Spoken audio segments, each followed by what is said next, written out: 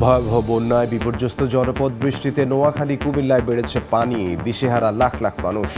আশ্রয় কেন্দ্রে খাদ্য সংকট, টিএসসি থেকে যাচ্ছে একের পর এক ত্রাণবাহী ট্রাক। হাসিনা সরকারের ভারত প্রীতির কারণেই আলোর মুখ দেখেনি তিস্তা মহাপরিকল্পনা, বলছেন বিশেষজ্ঞরা। সমীক্ষা অনুযায়ী অন্তর্বর্তী সরকারকে বাস্তবায়নের তাগিদ। বন্যায় শত শত পণ্যবাহী ট্রাক আটকে আছে চট্টগ্রাম ঢাকা মহাসড়কে। বিপাকে চাকতাই খাতুনগঞ্জের ব্যবসায়ীরা। সরবরাহ সংকটে ঊর্ধ্বমুখী নিত্যপণ্যের বাজার। দেশের ব্যাংক, পুঁজি বাজার ও রাজস্ব খাত সংস্কারে পাশে থাকতে চায় যুক্তরাজ্য, জানালেন অর্থ উপদেষ্টা। মোদি বাইডেন ফোনালাপে গুরুত্ব পেল বাংলাদেশ প্রসঙ্গ।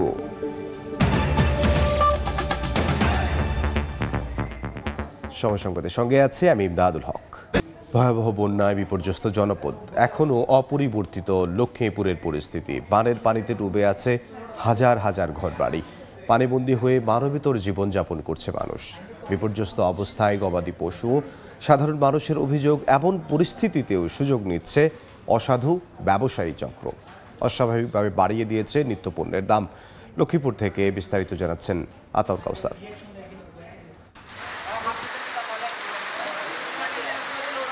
লক্ষ্মীপুর উপজেলার মান্দারি ইউনিয়নের ১ নম্বর ওয়ার্ডে এই মুহূর্তে আমরা আছি এবং গত এক সপ্তাহ ধরে এখানে পানি জমে আছে এমনটি জানিয়েছেন এলাকাবাসী। এবং তারা বলছেন নৌকা ছাড়া চলাচলের আর কোনো উপায় নেই। আর যার কারণে এই এক সপ্তাহ ধরে পানিবন্দী থাকার পরেও তারা কোনো ধরনের কোনো ত্রাণ পাননি, কোনো সাহায্য সহযোগিতা পাননি। চলাচলের কোনোই উপায় নেই এই নৌকা ছাড়া। যে পরিমাণে পানি এখনো পূর্ব দিক থেকে পশ্চিম দিকে আসছে, এটি যদি অব্যাহত থাকে তাহলে হয়তো আর ২-১ দিন পরে তারা এই বাসায়ও থাকতে পারবেন না। এই আশঙ্কা নিয়েই দিন যাচ্ছে তাদের। সাথে রয়েছে প্রচণ্ড ক্ষুধা, কারণ রান্না করার উপায় নেই, পাচ্ছেন না কোনো ত্রাণ। এমত অবস্থায় সরকারের কাছে স্বেচ্ছাসেবী সংগঠন যারা আছে তাদের সকলের কাছে তারা আকুল আবেদন জানিয়েছেন যেন তাদের দিকে বিশেষভাবে নজর দেওয়া হয়। আশেপাশে কোনো নৌকা নাই, যদি নৌকাতে উঠতে হয় তাহলে এভাবে ভিজে যাইতে হয়। ঘরের ভিতরে পানি, তারপরে খাটের উপরে রাখছি বউ ফোলা ভাই নিয়ে, এখন খুব কষ্টে। আমরা তিলে তিলে গড়াই ২ টাকা ১ টাকা করে জমাই এই ঘর দরজা করছি, সান ভাঙি কি অবস্থা হয়ে গেছে। আজকে মনে হয় ১ সপ্তাহ ধরে আমরা পানির নিচে ডুবা। এখানে চারপাশে পানি এমনভাবেই বিস্তৃত হয়েছে যে আসলে নৌকা ছাড়া আর চলাচলের কোনো উপায় নেই। সেক্ষেত্রে আশপাশের বাড়িগুলোর কি অবস্থা সেটি কিন্তু সহজেই বোঝা যায়। যে ঘরগুলো নিচু জায়গায় অবস্থিত সেই অধিকাংশ ঘর পুরোপুরি পানির নিচে তলিয়ে গেছে। ৭ দিন হয়ে গেলেও কোনো রকমের ত্রাণ পায়নি, এমনটি বলছেন বন্যায় দুর্গত যে সকল মানুষ আছেন তারা। এই সুযোগে কতিপয় ব্যবসায়ী জিনিসপত্রের দাম এমনভাবে বাড়িয়েছে যে তারা আসলে শুকনা খাবার যে কিনে খাবেন সেই উপায়টিও নেই। ১৫০০ টাকার গ্যাস এখন ২৪০০ টাকা। এই বিপদের মধ্যে এইভাবে দাম দস্তুর বাড়াই দিয়েছে মাল সামানার। গরিবেরা কিভাবে খাইব? মুড়ি ধরনা কাইলিয়া ১১০ টাকা করে কিনছে মানুষে। ইয়ারও সেনা তো বাজারে নাই, সবকিছুর দামে বাড়ে গেছে। তাদের এখন অপেক্ষা কখন নামবে পানি, কখন ফিরতে পারবে ঘরে, কখন ফিরতে পারবে স্বাভাবিক জীবনে। লক্ষ্মীপুর সদর উপজেলার মান্দার ইউনিয়ন থেকে আতাউর কাউসার, সময় সংবাদ। এই মুহূর্তে লক্ষ্মীপুরের বান্দারি এলাকায় আছেন আমাদের সহকর্মী আতাউর কাউসার। আমরা সরাসরি যাব তার কাছে। লক্ষ্মীপুরের দিকে কিন্তু বন্যার পানি বাড়ছেই কেবল। গতকালকে থেকে যে পরিমাণ পানি আমরা গতকালকে দেখেছিলাম, আজ কিছু কিছু জায়গায় তার চেয়ে বেশি পানি আমরা দেখতে পাচ্ছি। তো যে বিষয়টি গত কদিন ধরে আমরা বলছিলাম যে কুমিল্লা এবং ফেনীর দিক থেকে যতই পানি পশ্চিম দিকে ধাবিত হচ্ছে ততই নোয়াখালী এবং লক্ষ্মীপুরের নতুন নতুন জায়গায় আরও বেশি পরিমাণে প্লাবিত হচ্ছে। অর্থাৎ যে জায়গাগুলোতে আজকে থেকে ২-৩ দিন আগেও মানুষজন বসবাস করছিলেন আমরা দেখেছিলাম, এই মুহূর্তে সেই জায়গাগুলোতে আর মানুষটা থাকতে পারেননি, তারা বাধ্য হয়েছেন অন্যত্র সরে যেতে। আর যারা এখনো পর্যন্ত আছেন তারা আশঙ্কা করছেন যে হয়তো আর ২-১ দিনের মধ্যে তাদেরও সেই জায়গাটা ছেড়ে যেতে হবে। অর্থাৎ কিছু কিছু জায়গা আছে, সেটা কিছু উঁচু জায়গায় সেই ঘরটি করা হয়েছিল, সেই ঘরে এখনো পর্যন্ত হাঁটু সমান পানি উঠেছে, কিন্তু যে ঘরটা তুলনামূলক নিচু সেই ঘরে পানি আরো বেশি উঠেছে। আমি এখন যে ঘরটা দেখতে পাচ্ছেন এই ঘরটাতে প্রায় অর্ধেকের বেশি পরিমাণ পানি উঠেছে এবং আমরা দেখেছি যে এই ঘরে কোনো মানুষজন নেই। এবং এখানকার আশপাশের মানুষজনের সাথে যে কথা বলেছি তারা বলেছেন যে কোনোভাবেই তারা আর এই ঘরগুলোতে থাকতে পারেননি, তারা চলে গেছেন। কিন্তু যারা আছেন তারা কিন্তু অন্য বিপদে পড়েছেন, তারা কোনো ধরনের ত্রাণ পাচ্ছেন না, তারা খাদ্যাভাবে তাদের দিন কাটছে। ছোট শিশু রয়েছেন, তারা প্রত্যেকেই খাদ্যের অভাবে তাদের দিন যাপন করছেন। আর এখান থেকেই দেখছেন যে কোনো খাদ্য সামগ্রী নিয়ে যাওয়ার একমাত্র উপায় হচ্ছে এখন ভেলা বা নৌকা, এছাড়া আসলে কোনোভাবেই তারা কোনো ভারী জিনিস নেওয়ার উপায় নেই। কারণ এত দূর দূরান্ত 5-6-7 কিলো পর্যন্ত হেঁটে যেতে হয়। এই পানি ভেঙে এই 5-6-7 কিলো পর্যন্ত মালামাল নিয়ে হেঁটে যাওয়া অনেকের পক্ষেই সম্ভব হয় না। এবং অনেককে দেখেছি বৃদ্ধা রয়েছেন ঘরে একা, কিন্তু তাদের খাওয়ার কোনো জিনিসপত্র নেই, খাওয়ার কোনো উপকরণ নেই, তারা ত্রাণও পাচ্ছেন না এবং তারা ত্রাণ আনার জন্য মূল সড়কেও যেতে পারছেন না বা বাজারে গিয়ে কিছু কেনার সক্ষমতাও তাদের নেই, শারীরিক সক্ষমতাও নেই, আর্থিক সক্ষমতাও নেই। তো এ ধরনের মানুষ, নিপীড়িত মানুষের সংখ্যা অসংখ্য এবং তারা বারবার আকুল আবেদন জানাচ্ছেন সরকারি বেসরকারি সকল সংস্থার কাছে যত দ্রুত সম্ভব ত্রাণ দিয়ে অন্তত তাদের জীবন যেন বাঁচানো হয়, সে আবেদনই তারা করছেন। একই সাথে আরেকটি জিনিস, যে খাদ্যের অভাবের সাথে আরেকটি জিনিস যেটি যুক্ত হয়েছে সেটি হচ্ছে বন্যা দুর্গত এলাকায় নানা ধরনের রোগ বালাইয়ের প্রাদুর্ভাব দেখা যায়। অনেকেই অসুস্থ হয়েছেন, কিন্তু সেই প্রয়োজনীয় ওষুধও তারা পাচ্ছেন না। সেক্ষেত্রে এই বিষয়গুলোর দিকে বিশেষভাবে নজর দেওয়ার জন্য সরকারের এবং বেসরকারি সংস্থাগুলোর কাছে সকলে আবেদন জানিয়েছেন। লক্ষ্মীপুর সদর উপজেলার মান্দার ইউনিয়ন থেকে এই ছিল আমার কাছে সর্বশেষ। লক্ষ্মীপুর থেকে সহকর্মী আতাউল কাউসার জানাচ্ছিলেন বন্যা পরিস্থিতির খবর। উজানের ঢলে নোয়াখালীর মুছাপুর স্লুইস গেটের 23 ভেন্ট রেগুলেটর ভেঙে গেছে। এতে কোম্পানিগঞ্জ, কবিরহাট এবং ফেনীর সোনাগাজী ও দাগনভূঞা সহ আশপাশের এলাকায় আতঙ্ক ছড়িয়ে পড়েছে। স্থানীয়দের অভিযোগ, অবৈধ বালু উত্তোলনের কারণে ভেঙে পড়েছে এটি। সাইফুল্লাহ কামরুলের তথ্য, সাদ্দাম হোসেন রকির ছবি নিয়ে রিপোর্ট। রোববার গভীর রাত, স্রোতের তোড়ে হঠাৎই ফাটল ধরে নোয়াখালীর কোম্পানিগঞ্জের মুছাপুর ইউনিয়নের 23 ভেন্ট রেগুলেটরে, যার এক পাশে রয়েছে ছোট ফেনী নদী আর অন্য পাশে সন্দ্বীপ চ্যানেল। সময় গড়ার সঙ্গে সঙ্গে মাঝ বরাবর দেবে গিয়ে সম্পূর্ণ বিধ্বস্ত হয় রেগুলেটরটি। সোমবার দুপুরে ঘটনাস্থলে যান জেলা প্রশাসক, পানি উন্নয়ন বোর্ড সহ সেনাবাহিনীর একটি দল। ভাটার সময় বন্যার পানি নেমে গেলেও জোয়ারে আবার লোকালয়ে পানি প্রবেশের শঙ্কা তাদের। আমার পানি দ্রুত নেমে যাবে, এটা একটা প্লাস পয়েন্ট, কিন্তু আমার সমস্যা হবে যখন আবার জোয়ার আসবে, জোয়ারে পানিগুলো ভিতরে ঢুকে যাবে, ভিতরে ঢুকে গেলে আমার এলাকা লবণাক্ত হয়ে যাবে। যদিও পানি উন্নয়ন বোর্ড বলছে রেগুলেটর ধসে গেলেও বন্যার পানি নিষ্কাশনে কোনো বাধা সৃষ্টি হবে না। 650 মিটার দূরে আপনার হচ্ছে সন্দ্বীপ চ্যানেল অবস্থিত, এখানে ওই ধরনের কোনো কিছু হবে না, কোনো লোকালয় নাই, লোকালয় প্লাবিত হবে না। স্থানীয়দের অভিযোগ, সাবেক সেতুমন্ত্রী ওবায়দুল কাদেরের ছোট ভাই বসিরহাট পৌরসভার মেয়র আব্দুল কাদের মির্জা ও তার সহযোগী মুছাপুর ইউনিয়নের চেয়ারম্যান আয়ুব আলী রেগুলেটরের আশপাশ থেকে বালু উত্তোলন করে বিক্রি করতেন। এতে ঝুঁকি বাড়ে। রেগুলেটরটি ভেঙে যাওয়ায় কোম্পানিগঞ্জের সঙ্গে ফেনীর সোনাগাজীর সড়ক যোগাযোগ সম্পূর্ণ বিচ্ছিন্ন হয়ে গেছে।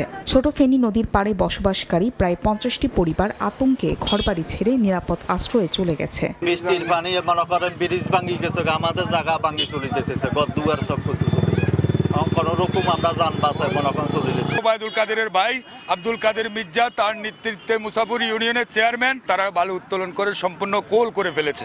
আব্দুল কাদের মির্জা সহ তারা সিন্ডিকেট হয়ে এই বালু তোলার কারণে এই পরিস্থিতি সৃষ্টি হয়েছে আজকে। 2005 সালে কোম্পানিগঞ্জ উপজেলার মুছাপুর ইউনিয়নে নদী ভাঙন রোধে উপকূলীয় এলাকায় 23 ভেন্টের এই রেগুলেটর নির্মাণ করা হয়। পানি উন্নয়ন মন্ত্রণালয়ের নিজস্ব অর্থায়নে 23টি রেডিয়াল গেট ও ফ্ল্যাপ গেট স্থাপনে ব্যয় ধরা হয় 19,44,74,000 টাকা।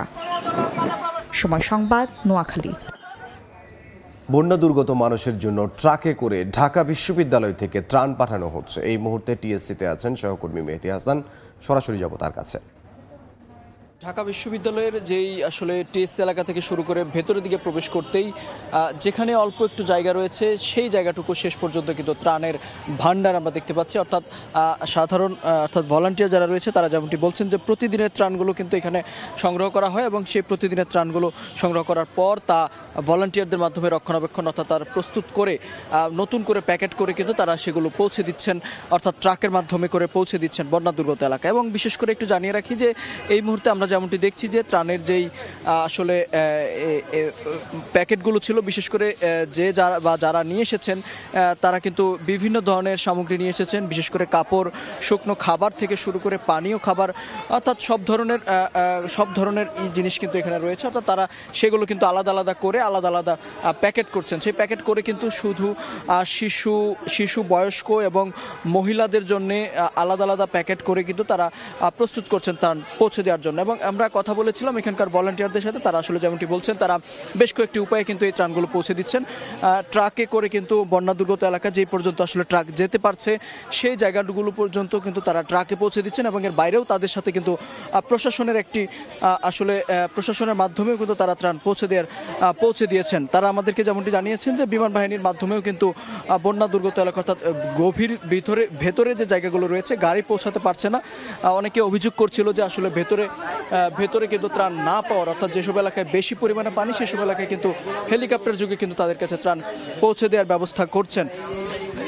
সেই হিসাবেই কিন্তু তারা কিন্তু সেনাবাহিনীর সাথেও কথা বলেছে, এবং তারা যেমনটি জানিয়েছে যে সেনাবাহিনীর মাধ্যমেও কিন্তু তারা আজও কিন্তু একটি অর্থাৎ সেনাবাহিনীর মাধ্যমে আজও কিন্তু একটি হেলিকপ্টার, অর্থাৎ আজও সেই যেসব এলাকায় বেশি গভীরে এবং যেসব এলাকায় অভিযোগ তারা পাচ্ছেন যে সেখানে আসলে ত্রাণ পাচ্ছেন না সাধারণ মানুষ, সেসব এলাকায় কিন্তু আজ আবার নতুন করে তাদেরকে ত্রাণ পৌঁছে দেওয়ার ব্যবস্থা নেবেন। এবং এই মুহূর্তে আমরা দেখতে পাচ্ছি যারা আসলে এখানে কাজ করছেন শুধু ভলান্টিয়ার না, ভলান্টিয়ারের আশপাশে যারা রয়েছে সাধারণ মানুষ যারা রয়েছেন তারাও কিন্তু আসলে এই ত্রাণ প্যাকেট করার যে কাজগুলো রয়েছে, অর্থাৎ এটি কিন্তু শেষ পর্যায়ের স্তর, অর্থাৎ শেষ স্তরে কিন্তু এসে সকলের স্বতঃস্ফূর্ত অংশগ্রহণ আমরা লক্ষ্য করতে পারছি। যদিও এই মুহূর্তে দেখতে পাচ্ছি যে শুধুমাত্র কাপড় থেকে শুরু করে অন্যান্য যে সামগ্রী রয়েছে সেগুলো কিন্তু প্রস্তুত করা হচ্ছে। যদিও আজ টিএসসি এলাকা থেকে অর্থাৎ এই ত্রাণ কর্মসূচি থেকে কিন্তু সংগ্রহ কর্মসূচি থেকে কিন্তু কোনো পরিমাণে কাপড় এবং অন্যান্য কিছু সংগ্রহ করা হচ্ছে না, এবং শুধুমাত্র অর্থ সংগ্রহ করা হচ্ছে। তো এই ছিল টিএসসি অর্থাৎ ঢাকা বিশ্ববিদ্যালয় থেকে আমার কাছে থাকা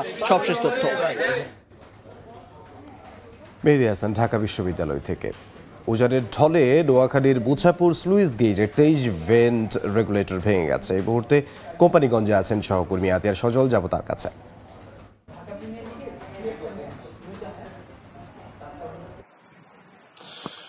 বিভিন্ন পরিস্থিতিতে যে ফেনীর নোয়াখালী এবং এই অঞ্চলের কুমিল্লা অঞ্চলের যে গোমতী নদী, মুহুরী নদী, ফেনীর ছিলনিয়া, কহুয়া, এসব নদীর পানি যখন বৃদ্ধি পায় এবং এই অঞ্চলে যখন বিভিন্ন জলোচ্ছ্বাস বা ভারী বৃষ্টিতে পানি লোকালয়ে জমে থাকে, সে সকল পানি নিষ্কাশনের জন্য কিন্তু এই যে নোয়াখালীর শেষ সীমানা এবং ফেনীর দুই জেলার মোহনায়, সাগরের মোহনায় কিন্তু রেগুলেটরটি স্থাপন করা হয়েছিল কোম্পানিগঞ্জের মুছাপুরে। সেই মুছাপুরের রেগুলেটরি ফার্মটি কিন্তু গতকালকে ফেনীর যে বন্যার সৃষ্টি হয়েছিল সেই পানি কিন্তু এই নদী দিয়ে বা এই রেগুলেটর দিয়ে নামার সময় পুরোটা রেগুলেটর ভেঙে চুরে সাগরে বিলীন হয়ে যায়, যার কারণে কিন্তু এই অঞ্চলে একটি বন্যা পরিস্থিতি বা স্থায়ীভাবে একটা রূপ নেওয়ার সম্ভাবনা তৈরি হয়েছে, এবং এই কারণে এই অঞ্চলের মানুষের মধ্যে একটি আতঙ্ক দানা বাঁধছে। আপনারা দেখছেন যে এই যে রেগুলেটর ফার্মটি ভেঙে যাওয়ার খবরে শত শত মানুষ এখানে এসে দেখছেন এবং তারা আশঙ্কা করছেন এই রেগুলেটরটি ভেঙে যাওয়ায় তারা স্থায়ীভাবে প্রতিনিয়ত, কারণ সাগরের পানি বাড়লেই জোয়ারের পানি ওঠানামা করবে এবং এই অঞ্চলে যে এবং নদী ভেঙে দুই পারের শত শত বিঘা জমি বিলীন হওয়ার সম্ভাবনা রয়েছে। আপনাকে যদি বলি, ফেনীর যে মুহুরী নদীর পানি বৃদ্ধি পেয়ে গত এক সপ্তাহ ধরে ফেনীর ছাগলনাইয়া, ফুলগাজী, পরশুরাম সদর হয়ে, সোনাগাজী হয়ে, দাগনমিয়া হয়ে এই নদী দিয়ে এইখানে রেগুলেটর দিয়ে নিষ্কাশন হচ্ছিল। আর একটা রেগুলেটর ছিল ফেনীর সোনাগাজীর মুহুরী প্রজেক্ট এলাকা, সেখানেও কিন্তু 2-3টি কপাট ভেঙে গিয়েছে। সব মিলে কিন্তু একটি অস্থিতিশীল পরিবেশ তৈরি হয়েছে। সব মিলে যদি আপনাকে বলি, প্রায় 300 কোটি টাকা ব্যয় এই প্রকল্পটি কিন্তু স্থাপন করা 2013 সালে শেষ করা হয়েছে, এবং যার কারণে কিন্তু এখন একটি নতুন একটা অচল অবস্থা তৈরি হয়েছে। এই ক্লোজারটি ভেঙে যাওয়ার কারণে পুরো জেলা জুড়ে বা নোয়াখালী বা ওদিকে কুমিল্লার একটি অংশ ধরে একটা আতঙ্ক তৈরি হয়েছে। এই ক্লোজার ভেঙে যাওয়ার সব ছিল এখন পর্যন্ত, ছিল এখন পর্যন্ত সব শেষ। নোয়াখালী থেকে সহকর্মী আতিয়ার সজল যোগ দিয়েছিলেন। দেশের পূর্বাঞ্চলের ভয়াবহ বন্যা প্রাকৃতিক নয় বরং মানবসৃষ্ট, এমনটাই মন্তব্য করেছেন বিএনপির স্থায়ী কমিটির সদস্য ডক্টর AZM জাহিদ হোসেন। সকালে নয়াপল্টনে বিএনপির কেন্দ্রীয় কার্যালয়ে ত্রাণ সংগ্রহ কর্মসূচিতে তিনি বলেন, পানি ছেড়ে দিয়ে ভারত যেভাবে বাংলাদেশের উপর নির্যাতন চালাচ্ছে তার বিচার আন্তর্জাতিক আদালতে হবে।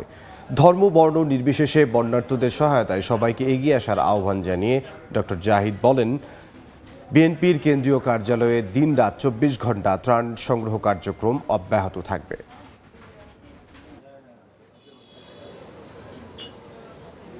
পানি এটি একটি এমন সম্পদ উজান এবং ভাটির মানুষ ব্যবহার করবে এবং সেটার মধ্যে সবার হিস্সা রয়েছে, যথাযথ ভাগ পাবে, এবং সেটা যখন বাইলেটারালি সমস্যার সমাধান হবে না, স্বাভাবিকভাবে আন্তর্জাতিক পর্যায়ে যাওয়ার সুযোগ রয়েছে। বিভিন্ন পর্যায়ে, জেলা পর্যায়ে, কেন্দ্রীয় পর্যায়ে নেতৃবৃন্দ, অঙ্গ সহযোগী সংগঠনের নেতৃবৃন্দ এবং সমর্থকরা স্বতঃস্ফূর্তভাবে তারা এখানে জমা দিচ্ছেন এবং আমরা সেগুলো গ্রহণ করছি। হিসাব মতো প্রত্যেকটি এলাকায় আমরা ভাগ করে আপনার ত্রাণ পাঠানোর ব্যবস্থা করেছি। আর্থিক খাত সংস্কারে পাশে থাকতে চায় যুক্তরাজ্য। একই সঙ্গে ব্রিটিশ বিনিয়োগ বাড়াতেও কাজ করার আশ্বাস দিয়েছেন ঢাকায় নিযুক্ত দেশটির হাই কমিশনার সারাহ কুক। সকালে অর্থ উপদেষ্টার সঙ্গে সৌজন্য সাক্ষাৎ শেষে সাংবাদিকদের একথা জানান তিনি। এ সময় বিনিয়োগ বান্ধব পরিবেশ নিশ্চিত করতে না পারলে বিদেশি বিনিয়োগ আর বেসরকারি খাতের সম্প্রসারণ সম্ভব নয় বলে স্মরণ করিয়ে দেন অর্থ উপদেষ্টা ডক্টর সালেহ উদ্দিন আহমেদ। এ যেন নতুন এক বাংলাদেশ। 5 আগস্ট শেখ হাসিনা সরকারের পতনের পর একই সঙ্গে চলছে রাষ্ট্র ও অর্থনৈতিক সংস্কার। এরই অংশ হিসেবে মঙ্গলবার সকালে পরিকল্পনা মন্ত্রণালয়ে অর্থ উপদেষ্টার সঙ্গে সৌজন্য সাক্ষাৎ করেন বাংলাদেশে নিযুক্ত যুক্তরাজ্যের হাই কমিশনার সারাহ কুক। পরে সাংবাদিকদের জানান, অর্থ উপদেষ্টার চাওয়ার মতো আর্থিক খাতে সংস্কারেও বাংলাদেশের পাশে থাকতে চায় যুক্তরাজ্য।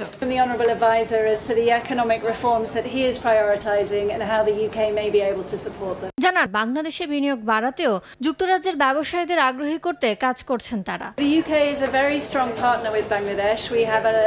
A very strong trade and investment environment. Of course, we'd like to see more foreign direct investment from the UK into Bangladesh. বিদেশি বিনিয়োগ ও বেসরকারি খাতের সম্প্রসারণকে অগ্রাধিকার দিয়ে অন্তর্বর্তী সরকার আর্থিক খাতের সংস্কারের উদ্যোগ নিয়েছে বলে জানান অর্থ উপদেষ্টা। ইজ অফ ডুইং বিজনেস, মানে ক্লাইমেটটা বিজনেস ঠিক করতে হবে, otherwise private sector will not come. They are willing to help us on reforms like banking sector reform, like revenue reforms, even capital market reforms. And those are very immediate concern for us also. আলোচনায় নারী ক্ষমতায়নের পাশাপাশি বাংলাদেশের তৈরি পোশাক খাত সহ দুই দেশের বাণিজ্যিক সম্পর্ক জোরদারে কাজ করার আগ্রহ জানিয়েছে যুক্তরাজ্য। ইয়ানুর শিফাত, সময় সংবাদ, ঢাকা। ভারতের প্রধানমন্ত্রী নরেন্দ্র মোদীর সঙ্গে ফোন আলাপ করেছেন মার্কিন প্রেসিডেন্ট জো বাইডেন। এতে অন্যান্য ইস্যুর পাশাপাশি বাংলাদেশের বর্তমান পরিস্থিতি নিয়েও কথা বলেন দুই রাষ্ট্রপ্রধান। সোমবার এক বিজ্ঞপ্তিতে বিষয়টি নিশ্চিত করে ভারতের পররাষ্ট্র মন্ত্রণালয়। এছাড়াও নিজেদের সামাজিক যোগাযোগ মাধ্যম এক্সে নিয়ে পোস্ট করেন মোদি। বাংলাদেশের বর্তমান পরিস্থিতি নিয়ে সরগরম বিশ্ব রাজনৈতিক অঙ্গন। গত 5 আগস্ট ছাত্র জনতার গণ অভ্যুত্থানের মুখে সাবেক প্রধানমন্ত্রী শেখ হাসিনা পদত্যাগ করে দেশ ছেড়ে ভারতে আশ্রয় নেন। এরপর থেকে এ বিষয়ে ওতপ্রোতভাবে জড়িয়ে গেছে ভারত। এবার মার্কিন প্রেসিডেন্ট জো বাইডেনের সঙ্গে দেশটির প্রধানমন্ত্রী নরেন্দ্র মোদীর ফোন আলাপেও জায়গা করে নিয়েছে বাংলাদেশ প্রসঙ্গ। সোমবার ভারতের পররাষ্ট্র দফতর এক বিবৃতিতে জানায়, বাইডেন ও মোদির মধ্যে বেশ কিছু আঞ্চলিক ও বৈশ্বিক ইস্যুতে বিস্তারিত মতবিনিময় হয়েছে। এতে উঠে আসে মোদির সাম্প্রতিক ইউক্রেন সফর ও কোয়াড ইস্যু। এ সময় বাংলাদেশের সাম্প্রতিক পরিস্থিতি নিয়ে উদ্বেগ প্রকাশ করেন দুই নেতা। নিজের সামাজিক যোগাযোগ মাধ্যম এক্সে একটি পোস্ট করে মোদি বলেন, বাংলাদেশ পরিস্থিতি নিয়ে তারা আলোচনা করেছেন। দেশটিতে দ্রুত স্বাভাবিক অবস্থা ফিরিয়ে আনার প্রয়োজনীয়তার ওপরও জোর দিচ্ছেন তারা। পাশাপাশি বাংলাদেশের সংখ্যালঘু, বিশেষ করে হিন্দুদের নিরাপত্তা নিশ্চিত করার বিষয়ে আলোচনা হয়েছে বলেও জানান ভারতের এই প্রধানমন্ত্রী। অন্তরা সেন, সময় সংবাদ। মামলার ঢলে বাঁধ দিতে না পারলে পার পেয়ে যেতে পারেন প্রকৃত অপরাধীরা। যে ব্যক্তি সুনির্দিষ্টভাবে যে অপরাধে জড়িত তার বিরুদ্ধে সেই ধরনের মামলা করার পরামর্শ দিয়েছেন আইনজীবীরা। তারা বলছেন, ঢালাও মামলা এবং শত শত অজ্ঞাতনামা আসামি করা আইনের শাসনের পরিপন্থী। গেল 5 আগস্ট পদত্যাগ করে ভারতে পালিয়ে যাওয়ার পর 13 আগস্ট প্রথম মামলা হয় শেখ হাসিনার বিরুদ্ধে। এরপর 25 আগস্ট পর্যন্ত 13 দিনে শুধু ঢাকায় শেখ হাসিনার বিরুদ্ধে মামলা হয়েছে 90টি। এর মধ্যে ঢাকার বিভিন্ন থানায় 55টি এবং সিএমএম আদালতে 35টি মামলা হয়েছে। শেখ হাসিনা ও তার পরিবারের বাইরে আওয়ামী লীগের শীর্ষ নেতাদের প্রায় সবাই আসামি। হত্যা মামলায় আসামির তালিকায় রয়েছেন সাকিব আল হাসান, নায়ক ফেরদৌস, ব্যারিস্টার সুমন। বাদ যাননি আপিল বিভাগের বিচারপতিও। শুধু তাই নয়, 25 আগস্ট হওয়া এক হত্যা মামলায় আসামি করা হয়েছে নায়ক জায়েদ খান, শাহরিয়ার নাজিম জয়, বাফুফের সভাপতি সালাউদ্দিনকে।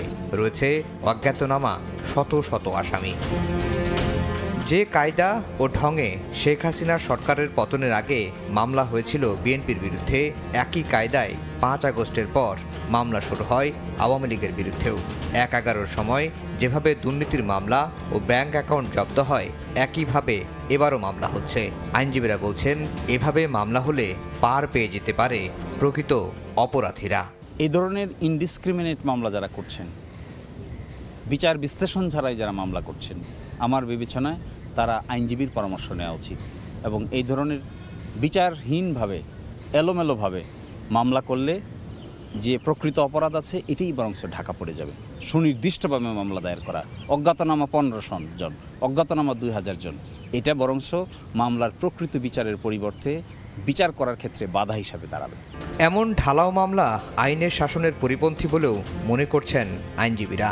হত্যা মামলাগুলোতে আমাদের এভিডেন্স সামনে আছে, কে গুলি করেছে, গুলি করার আশেপাশে কারা ছিল, কারা নির্দেশদাতা, কারা আদেশদাতা, এগুলো তো আছেই। সেগুলো দেখেই মামলা করা উচিত বলে আমি মনে করি।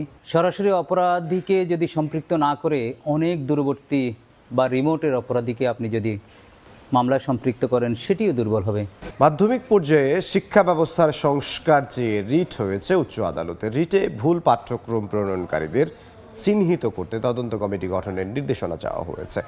সকালে সুপ্রিম কোর্টের আইনজীবী কামরুল হাসান এই রিট দায়ের করেন। রিটটি শুনানির জন্য হাইকোর্টের একটি বেঞ্চের কার্যতালিকায় রয়েছে। শিক্ষা সচিব, এনসিটিভি চেয়ারম্যান, মাওসির মহাপরিচালক এবং প্রাথমিক ও গণশিক্ষা সচিবকে রিটে বিবাদী করা হয়েছে। গত 18 আগস্ট শিক্ষা উপদেষ্টা ওয়াহিদুদ্দিন মাহমুদ জানান, নতুন শিক্ষাক্রমকে কার্যকর করা সম্ভব বলে মনে করেন না তিনি। ধাপে ধাপে সাময়িক সময়ের জন্য আগের শিক্ষাক্রমে ফিরে যাওয়ার কথাও জানান তিনি।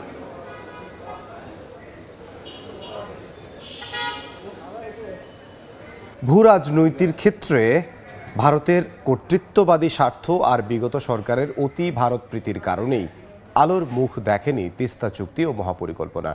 ফলশ্রুতিতে ভাঙন, প্লাবন আর খরায় বিপর্যস্ত উত্তরাঞ্চল। বিশেষজ্ঞরা বলছেন, অভিন্ন নদীর উজানে নানা প্রকল্প নিয়ে ভারত আন্তর্জাতিক আইন লঙ্ঘন করছে। বাংলাদেশের উচিত জাতিসংঘে এর প্রতিকার দাবি করা। একই সঙ্গে সমীক্ষা অনুযায়ী বর্তমান সরকারের তিস্তা মহাপরিকল্পনা বাস্তবায়নে খুব দ্রুত উদ্যোগ নেয়া। শাকিল মাহমুদের ক্যামেরায় বিস্তারিত, নাজমুল ইসলাম নিশাতের রিপোর্টে।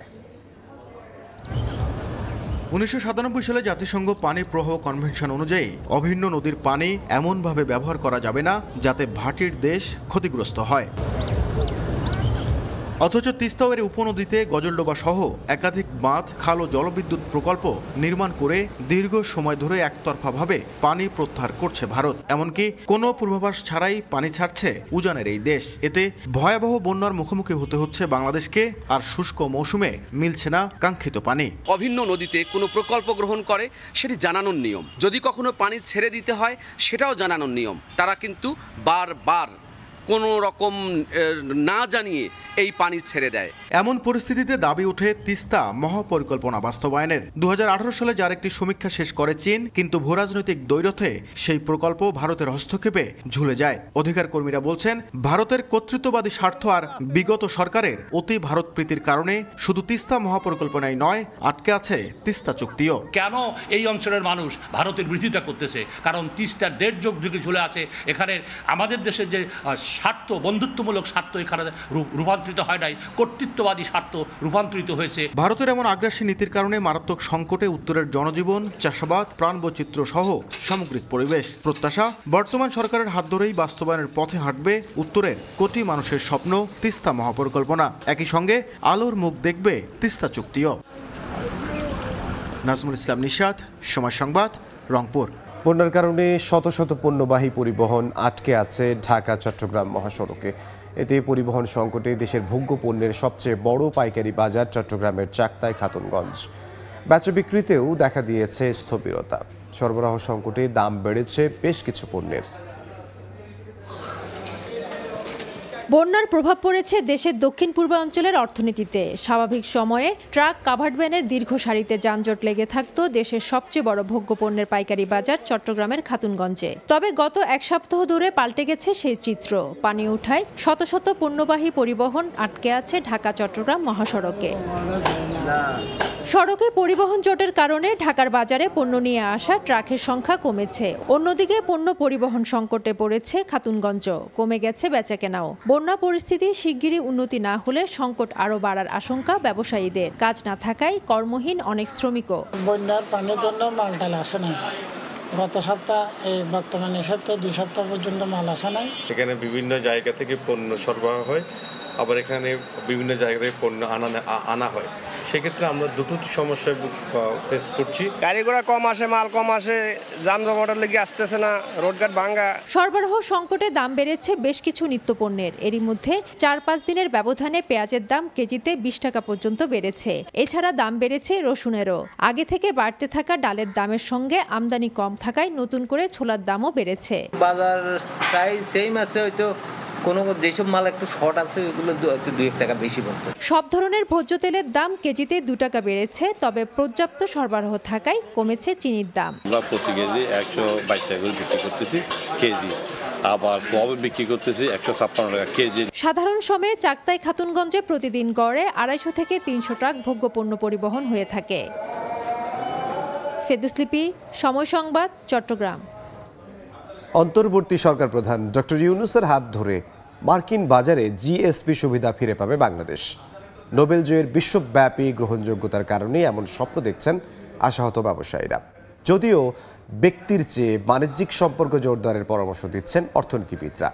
কামরুল হাসান সবুজের রিপোর্ট। জিএসপি বা অগ্রাধিকারমূলক বাণিজ্য সুবিধা, এর আওতায় উন্নত দেশে পণ্য রপ্তানির ক্ষেত্রে অনুন্নত স্বল্পোন্নত দেশগুলো পায় বিশেষ সুযোগ। তৈরি পোশাক শিল্প বাদ থাকলেও অন্য পণ্যের ক্ষেত্রে মার্কিন বাজারে এই সুবিধা পেয়ে আসছিল বাংলাদেশ। যদিও 2013 সালের এপ্রিলে সাভারের রানা প্লাজা ধসের ঘটনায় বাংলাদেশের জিএসপি স্থগিত করে দেয় ওয়াশিংটন। এরপর নিরাপদ কর্মপরিবেশের সঙ্গে শ্রম আইনেও এসেছে পরিবর্তন। তারপরও নানা শর্তের বেড়াজালে মেলেনি সেই বাণিজ্য সুবিধা। এবার বদলেছে এই অর্থনৈতিক সুবিধা আদায়ের রাজনৈতিক প্রেক্ষাপট। হাসিনা সরকারের পতনের পর ব্যবসায়ীদের আশার পালে হাওয়া লাগিয়েছেন অন্তর্বর্তী সরকার প্রধান ডক্টর মোহাম্মদ ইউনূস। যুক্তরাষ্ট্রের সঙ্গে তার ব্যক্তিগত সম্পর্ক মার্কিন জিএসপি ফিরে পেতে বড় ভূমিকা রাখবে বলে মনে করেন রপ্তানিকারকরা। কনফিডেন্স লেভেলটা আমাদের বিশ্বাস যে আবার ফিরে আসছে ডক্টর মোহাম্মদ ইউনূস দায়িত্ব নেওয়াতে। ওনার যে ব্র্যান্ড ইমেজ কাজে লাগিয়ে সেখানে নেগোসিয়েশন নানা রকম হতে পারে, জিএসপি নিয়ে হতে পারে বা অন্য কোনোভাবেও হতে পারে। সিলেক্টেড 5টা, যেই 5টা আমাদের রপ্তানি বেশি হয়, ডিউটি ফ্রি অ্যাক্সেস দাও, যদি এতটুকু করা যায় তাহলে তো আমাদের বিশাল প্রাপ্তি হবে এটা, এবং এটা ওনার পক্ষে সম্ভব। তবে অর্থনীতিবিদদের পরামর্শ ভিন্ন। দ্বিপাক্ষিক বাণিজ্য সুবিধা আদায়ে ব্যক্তি সম্পর্কের চেয়ে অর্থনৈতিক সম্পর্ক জোরদারে গুরুত্ব দিচ্ছেন তারা।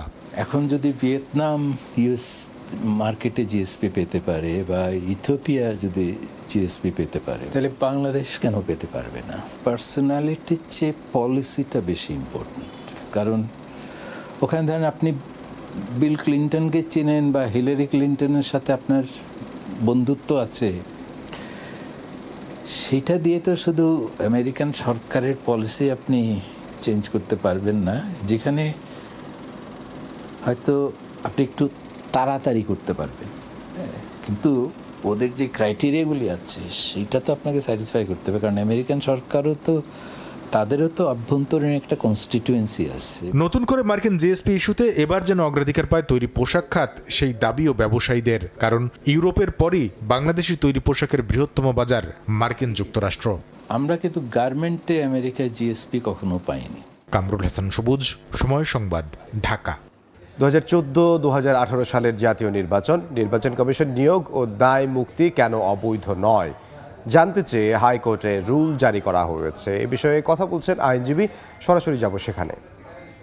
কোনো প্রশ্ন তোলা যাবে না এবং একই সাথে তাদের এটি নিয়ে কোনো আদালতে কোনো ধরনের প্রশ্ন করা যাবে না। এই যে 9 ধারাটা, এই 9 ধারাটি নিয়ে আসলে তারা চ্যালেঞ্জ করেছিল। আজকে এটি রুল দিয়েছেন, আমরা বিস্তারিত জানবো হচ্ছে শিশির মনিরের কাছে। জি, 2012 সালে এবং 2017 সালে প্রধান নির্বাচন কমিশনার এবং অন্যান্য নির্বাচন কমিশনার যারা অ্যাপয়েন্টেড হয়েছিলেন তাদেরকে অ্যাপয়েন্ট করা হয়েছিল সার্চ কমিটির মাধ্যমে, এবং 2022 সালে এসে একটি আইন করে বলা হয়েছে যে এই 12 সাল এবং 17 সালে যাদেরকে অ্যাপয়েন্টমেন্ট দেওয়া হয়েছিল, যাদের অধীনে 14 সালে নির্বাচন এবং 18 সালে নির্বাচন অনুষ্ঠিত হয়েছে, তাদের এই নিয়োগ প্রক্রিয়া নিয়ে বাংলাদেশের কোনো আদালতে কোনো প্রশ্ন উত্থাপন করা যাবে না। আমরা এই আইনটাই চ্যালেঞ্জ করেছি, ধারা 9। আমরা বলেছি বাংলাদেশের কোনো আইনে এই ধরনের বিধান থাকা অসাংবিধানিক নয় কাউকে দায় মুক্তি দিয়ে, অর্থাৎ তাদের অ্যাপয়েন্টমেন্ট নিয়ে এবং তাদের কৃতকর্ম নিয়ে কোনো আদালতে প্রশ্ন উত্থাপন করা যাবে না। তাহলে আদালতের ক্ষমতা আর কি হবে? আদালতের ক্ষমতা তো সাংবিধানিক ক্ষমতা। আদালতের ক্ষমতা 102 অনুচ্ছেদে গৃহীত সুপ্রিম কোর্টের জুডিশিয়াল রিভিউ পাওয়ার আছে। এটি হলো সংবিধানের মৌলিক স্তম্ভ। এই সংবিধানের মৌলিক স্তম্ভকে কোনো আইন করে কেড়ে নেওয়া যায় না। এইটাই পঞ্চম সংশোধনী মামলায় সেটেল হয়েছে। এই জন্যই আমরা আজকে আদালতের সামনে যুক্তি উপস্থাপন করেছিলাম। আদালত সন্তুষ্ট হয়ে 4 সপ্তাহের রুল দিয়েছেন এবং আইন মন্ত্রণালয়ের সচিব এবং নির্বাচন কমিশনের সচিবকে কারণ দর্শানোর জন্য 4 সপ্তাহ সময় দিয়েছেন। এবং রুলে স্পেসিফিক্যালি আমরা চেয়েছি যে এই যে 2012 সাল এবং 2017 সালের এই যাদেরকে অ্যাপয়েন্টমেন্ট করা হয়েছিল প্রধান নির্বাচন কমিশনার এবং অন্যান্য নির্বাচন কমিশনার, তাদের এই অ্যাপয়েন্টমেন্ট প্রক্রিয়া নিয়ে আদালতে প্রশ্ন উত্থাপন করা যাবে না। এই আইনকে, এই যে দায়মুক্তি, এই দায়মুক্তিকে কেন অসাংবিধানিক ঘোষণা করা হবে না, এই মর্মে রুল দিয়ে। এরকম দায়মুক্তির ব্যাপারেও তো আগে নজির আছে। যদি ওনাদের অ্যাপয়েন্টমেন্ট প্রক্রিয়া এবং ওনাদের অধীনে অ্যাপয়েন্টমেন্ট প্রক্রিয়ায় যদি চ্যালেঞ্জ হয়ে যায়, অ্যাপয়েন্টমেন্ট প্রক্রিয়া যদি সঠিক না হয়ে থাকে, তাহলে নিশ্চিতভাবে তাদের পরবর্তী কৃতকর্ম নিয়ে অনিবার্য প্রশ্ন উত্থাপন হবে। কারো যদি একটা অফিসে, যদি কারো অফিসে বসারই বৈধতা না থাকে, অ্যাপয়েন্টমেন্ট প্রক্রিয়াটাই বৈধ না হয়ে যায়, তাহলে কি করে একজন মানুষের কৃতকর্ম বৈধ হবে? তার অংশ। আমরা সরাসরি ছিলাম হাইকোর্টে। হঠাৎ বেড়েছে ঠাকুরগাঁও আঞ্চলিক পাসপোর্ট অফিসে আবেদনের সংখ্যা। স্বাভাবিক সময়ে দৈনিক গড়ে 70 থেকে 80টি আবেদন জমা পড়লেও গত 10 দিন ধরে সংখ্যা বেড়েছে 5 গুণেরও বেশি। এ কারণে পরিস্থিতি সামাল দিতে হিমশিম খাচ্ছেন কর্তৃপক্ষ। বিস্তারিত জিয়াউর রহমান বকুলের রিপোর্টে। দীর্ঘ লাইনে দাঁড়িয়ে ঘন্টার পর ঘন্টা অপেক্ষা করছেন পাসপোর্ট আবেদনকারীরা। প্রয়োজনীয় কাগজপত্র নিয়ে হাজির হয়েছেন দূর দূরান্ত থেকে। স্বাভাবিক সময়ে ঠাকুরগাঁও আঞ্চলিক পাসপোর্ট অফিসে প্রতিদিন গড়ে 70 থেকে 80টি আবেদন জমা পড়ে। তবে গত 10 দিন ধরে এ সংখ্যা বেড়েছে 5 গুণের বেশি। হঠাৎ আবেদনকারীর সংখ্যা এত বেড়ে যাওয়ায় অতিরিক্ত চাপ সামলাতে হিমশিম খাচ্ছে কর্তৃপক্ষ। আবেদনের কাগজপত্র জমা নিলেও একই দিন ছবি তোলা কিংবা আঙ্গুলের ছাপ নিতে না পারায় ভোগান্তিতে পড়েছেন সেবা প্রত্যাশীরা। 3-4 ঘন্টা হয়ে গেল, সিরিয়াল পাচ্ছি না। অনেকক্ষণ থেকে দাঁড়িয়ে আছি, কষ্ট করতেছি, এখনো পাসপোর্ট হয় না। লোকের হার অনেক বেশি, জমা দিতে পারতেছি না। জনবল কম থাকায় আবেদন প্রক্রিয়া শেষ করতে সময় লাগছে বলে জানায় পাসপোর্ট অফিস। খুব জরুরি প্রয়োজন না হলে পরিস্থিতি বিবেচনায় পর্যায়ক্রমে আবেদনের আহ্বান সংশ্লিষ্ট কর্মকর্তার। আপনাদের যদি জরুরি পাসপোর্ট একান্তই না প্রয়োজন হয়, আপনারা সময় সুযোগ করে পর্যায়ক্রমে আসেন। আমরা বলছি যে আসলে আপনারা যেভাবে একাদশ চায় সেইভাবে আমাদের উচ্চ করে পড়ছেন, আমরা ওইভাবে দিতে পারতেছেন। আপনারা যদি একটু মেনটেন করেন বা ওরকম অনুযায়ী আপনারা আসেন, তাহলে আমাদের দেওয়া সম্ভব। কিন্তু এটা তো পাবলিক শুনে না, পাবলিক মনে করে যত আগে আসে তাড়াতাড়ি পাবো। পাসপোর্ট অফিসের তথ্য মতে স্বাভাবিক সময়ে পাসপোর্ট আবেদন বাবদ মাসে প্রায় 1.5 কোটি টাকা রাজস্ব আয় হলেও বর্তমানে বেড়েছে এর পরিমাণ। জিয়াউর রহমান বকুল, সময় সংবাদ, ঠাকুরগাঁও। ভূমধ্যসাগর পাড়ি দিয়ে বাংলাদেশি অভিবাসন প্রত্যাশীর ঢল নেমেছে ইতালিতে। চলতি বছরের অগাস্ট পর্যন্ত ইউরোপের দেশটিতে শুধু বাংলাদেশি অভিবাসন প্রত্যাশী এসেছে প্রায় 9,000, যাদের মধ্যে গেল 10 দিনে এসেছে 1200-র বেশি। এদিকে চুক্তি অনুযায়ী অবৈধ অভিবাসীদের আলবেনিয়া পাঠানোর তীব্র বিরোধিতা করেছে বেশ কিছু দাতব্য সংস্থা। ইতালি থেকে হাসান মাহমুদের রিপোর্ট। লিবিয়া, তিউনিসিয়া থেকে ভূমধ্যসাগর পাড়ি দিয়ে অবৈধ পথে প্রতি বছর ইতালিতে প্রবেশ করেন হাজার হাজার অভিবাসন প্রত্যাশী। এসব অনুপ্রবেশকারীদের মধ্যে উল্লেখযোগ্য সংখ্যক বাংলাদেশি নাগরিক। সম্প্রতি ভূমধ্যসাগর পাড়ি দিয়ে ইতালি প্রবেশকারী বাংলাদেশির সংখ্যা আবারও বেড়ে গেছে। ভূমধ্যসাগর থেকে অভিবাসন প্রত্যাশীদের উদ্ধার কাজে নিয়োজিত সংস্থাগুলোকে নানা বিধিনিষেধের আওতায় এনেও থামানো যাচ্ছে না অনুপ্রবেশ। আর তাই অবৈধভাবে প্রবেশকারীদের আলবেনিয়া পাঠাতে সম্প্রতি দেশটির সঙ্গে একটি চুক্তি স্বাক্ষর করেছে ইতালি সরকার। তবে এমন সিদ্ধান্তের বিরোধিতা করেছে বিভিন্ন এনজিও। তাদের অভিযোগ, আলবেনিয়ার আশ্রয়কেন্দ্র হিটলারের বন্দি শিবিরের আদলে তৈরি করা হয়েছে। ভূমধ্যসাগর হয়ে ইতালিতে প্রবেশকারী বাংলাদেশের সংখ্যা বেড়ে যাওয়ায় উদ্বিগ্ন দেশটির প্রবাসীরা। জীবনের ঝুঁকি থাকা এই অবৈধ পথ পরিহারের আহ্বান তাদের। যারা ভূমধ্যসাগর দিয়ে ইউরোপে প্রবেশ করছেন, এতে কিন্তু আপনাদের জীবনের ঝুঁকি যেমন রয়েছে, ঠিক তেমনি এখানে আসার পরে তারা বৈধতা পেতেও কিন্তু অনেক সমস্যা হচ্ছে। তো আমি বলবো যে আপনারা এই পথটি পরিত্যাগ করুন। ইতালি হচ্ছে এখন মানুষের জন্য হচ্ছে স্বপ্নের কান্ট্রি, বাট এই দেশে যারা সমুদ্রের পথ দিয়ে পাড়ি দিয়ে আসছে তাদের জন্য হচ্ছে সবচেয়ে বিপজ্জনক জায়গা। কারণ এই দেশে সরকার বলছে তাদেরকে কোনো বৈধতা দেওয়া হবে না, আশ্রয় দেওয়া হবে না। চলতি বছরের 8 মাসে কেবল ভূমধ্যসাগর পাড়ি দিয়েই ইতালিতে এসেছে 39,566 জন। তাদের মধ্যে রেকর্ড সংখ্যক 8,061 জন বাংলাদেশি নাগরিক। ইতালির রোম থেকে হাসান মাহমুদ, সময় সংবাদ।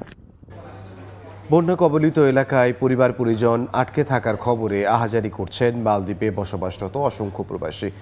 হাজারো চেষ্টার পর কোনো খবর না মেলায় বুকে চাপা কষ্ট নিয়ে দিন পার করছেন তারা। সরকার ও স্বেচ্ছাসেবীদের কাছে স্বজনদের নিরাপদ আশ্রয়, একটু বিশুদ্ধ পানি, খাবার ও ওষুধের ব্যবস্থা করার আহ্বান জানান প্রবাসীরা। খন্দকার ওমর ফারুকের তথ্য ও ছবিতে বিস্তারিত।